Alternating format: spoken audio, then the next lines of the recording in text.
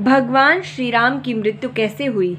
जिस प्रकार इस संसार में आने वाला प्रत्येक व्यक्ति जन्म से पहले ही अपनी मृत्यु की तिथि यमलोक में सुनिश्चित करके आता है, उसी प्रकार मनुष्य रूप में जन्म लेने वाले भगवान के अवतारों का भी इस धरती पर एक निश्चित समय था। वो समय समाप्त होने के बाद उन्हें भी मृत्यु का वर्ण करके अपने लोक वापस लौटना पड़ा था। दोस्तों, भगवान श्री राम अपने लोक कैसे जाते हैं, आज की वीडियो में हम इसी कथा पे चर्चा करेंगे और जानेंगे कि भगवान श्री राम इस लोक को छोड़कर वापस विष्णु लोक कैसे लौट गए थे। भगवान श्री राम के मृत्यु वरण में सबसे बड़ी बाधा उनके प्रिय भक्त हनुमान थे, क्योंकि हनुमान के होते हुए यम की इतनी हिम्मत नहीं थी कि वो राम के पास पहुंच सके, पर स्वयं श्री राम से इसका हल निकला।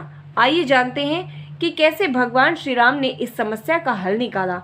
एक दिन भगवान श्री राम जान गए थे कि उनकी मृत्यु का समय अब आ गया है। वे जानते थे कि जो जन्म लेता है उसे एक न एक दिन मरना अवश्य पड़ता है। वो कहते हैं, यमराज को मुझ तक आने दो, मेरे लिए बैकुंठ, मेरे स्वर्गदिक धाम जाने का समय आ गया है। उन्होंने कहा, लेकिन मृत्यु के देवता यमराज अयोध्या में घुसने से डरते थे, क्योंकि उनको भगवान श्री राम के परम भक्त और उनके महल के मुख्य प्रहरी हनुमान से बहुत अधिक भय लगता था। यम के प्रवेश के लिए हनुमान को हटाना बहुत ही आवश्यक था। इसलिए भगवान श्री राम ने अपनी अंगूठी को महल के फर्श के एक छेद में गिरा दिया और हनुमान से कहा कि इसे खोज कर लाओ। हनुमान ने स्वयं का स्वरूप बहुत छोटा किया, बिल्कुल भंवरे जैसा आकार बना लिया और केवल उस अंगूठी को ढूंढने के लिए उस छेद में प्रवेश कर गए। वह छेद केवल छेद नहीं था, बल्कि एक सुरंग का रास्ता था जो सांपों के नगर नागलोक तक जाता था। हनुमान नागों के राजा वासुकी से मिले और अपने आने का कारण बताया। वासुकी हनुमान को नागलोक के मध्य में ले गए, जहां अंगूठियों का पहाड़ जैसा ढेर लगा हुआ था। वहां आपको राम की अंगूठी अवश्य मिल जाएगी, वासुकी कहते हैं। हनुमान सोच में पड़ गए कि वो कैसे ढूंढ पाएंगे, क्योंकि ये तो भूसे में सुई ढूंढने जैसा काम है। लेकिन सौभाग्य से जो पहली अंगूठी उन्होंने उठाई वो भगवान श्री राम की ही थी। आश्चर्यजनक रूप से दूसरी भी अंगूठी उन्होंने जो उठाई वो भी भगवान श्री राम की थी।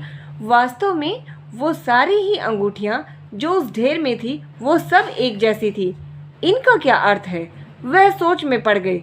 वासुकी मुस्कुराए और बोले, जिस संसार में हम रहते हैं वो सृष्टि व विनाश के चक्र से होकर गुजरते हैं। इस संसार के प्रत्येक सृष्टि चक्र को एक कल्प कहा जाता है।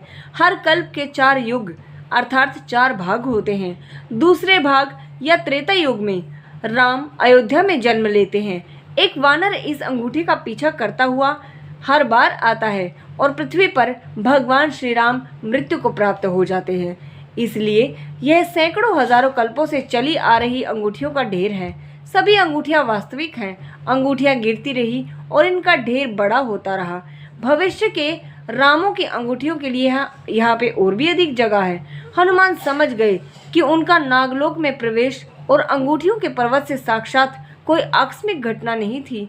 यह राम को उनको समझाने का एक तरीका था कि मृत्यु को आने से कोई नहीं रोक सकता। राम मृत्यु को प्राप्त होंगे, संसार समाप्त होगा, परंतु हमेशा की तरह संसार पुनः बनता है और राम भी पुनः जन्म लेते हैं।